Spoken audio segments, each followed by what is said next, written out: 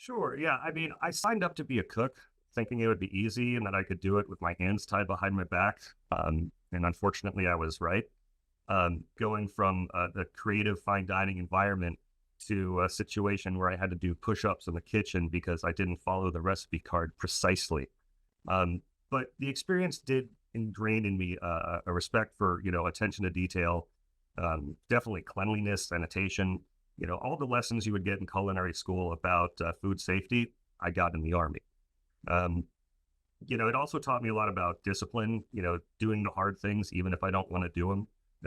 It could be monotonous things. I don't love remembering the 4 hour stretches in the kitchen here, just cleaning mushrooms. Um, but I figure if I can put up with all the BS that the military threw at me, I could sit around and clean mushrooms for another couple hours or however long it took. But ultimately, I think the thing that stuck with me the most, or the 2 points really, is that it told me not to sweat the trivial things.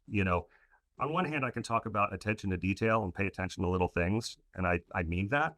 But I'm talking about the little things that blow people up and the little things that could potentially set somebody off. You earn a pretty thick skin when you take indirect fire and their mortars dropping.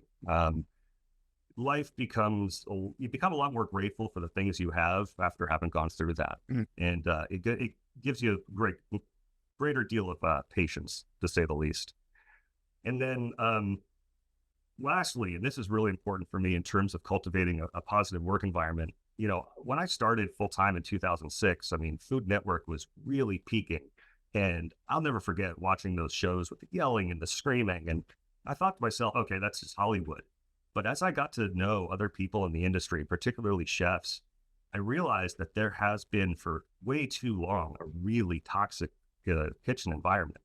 I interviewed somebody just today who, has worked in places with yelling and screaming and verbal abuse, drug abuse, etc.